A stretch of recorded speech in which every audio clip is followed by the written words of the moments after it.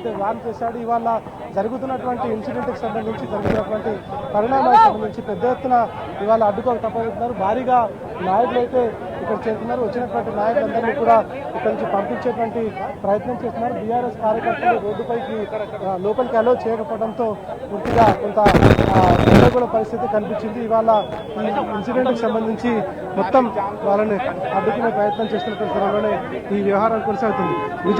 విజయ్ నడు యువ నాయకుడు విజయ్ నడు. విజయ్ చెప్పండి, ఇవాళ ఏం జరుగుతుంది? ఈ రాష్ట్రంలో ఎమర్జెన్సీ తలపించే విధంగా ఉంది. ఇది రేవంత్ రెడ్డి గారు ఈ రోజు ఒక కోల్ మైన్ లో అవినీతి అక్రమాలు బయటకు వస్తా ఉన్నాయి కాబట్టి దీన్ని తప్పించుకోవడం కోసం రేవంత్ రెడ్డి గారు ఒక డైవర్షన్ పాలిటిక్స్ చేస్తా ఉన్నాడు.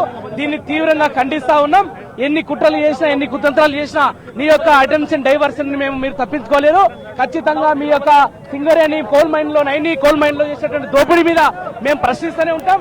కేటీఆర్ గారి మీద కేసీఆర్ గారి మీద ఒక సీరియల్ లాగా వెబ్ సిరీస్ లాగా నడుపుతా ఉంది ప్రభుత్వం. వెబ్ సిరీస్ లాగా నడుపుతూ వస్తుంది. రేవంత్ రెడ్డి గారు 6 గ్యారంటీలు 420 హామీలు అమలు చేయలేక ఈ రకంగా మా నాయకుడిని హరీష్ రావు గారిని కేటీఆర్ గారిని ఒక విడుదల వారిగా ఈ నోటీసులు ఇచ్చి ఈ రకమైనటువంటి వేధింపులకు గురి చేయడం ఖండిస్తా ఉన్నాం. పోలీసుల సులువును రచించాలి. పోలీసులు ఇంత స్థాయిలో ఏం చేశాం మేము? కేటీఆర్ గారు అర్ధరాత్రి మీ నాయకులను అరెస్ట్ చేశారు. అర్ధరాత్రి ఎంత మందిని అరెస్ట్ చేసినా ఎన్ని జైలు పెట్టిన అవసరమైతే జైలు బరో కూడా నిర్వహిస్తాం.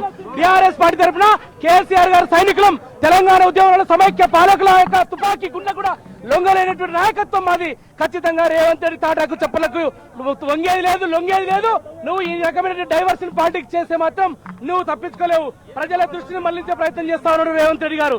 420 హామీలు 6 గ్యారెంటీలు అమలు చేయలేక ఈ రకమైనటువంటి వేధింపులు చేస్తే నీ అవినీతి బండారాన్ని కోల్ మైన్ లో నువ్వు చేసినటువంటి అవినీతిని ఖచ్చితంగా ప్రశ్నిస్తాం.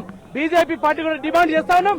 సిబిఐ ఎంక్వైరీ చేసి ఈ యొక్క దోషులను తేల్చాల్సిన అవసరం ఉందని చెప్పేసి సందర్భంగా డిమాండ్ చేస్తున్నాం. నువ్వు చేసినటువంటి మూర్తి పేరు మీద నోటిఫికేషన్ కావచ్చు.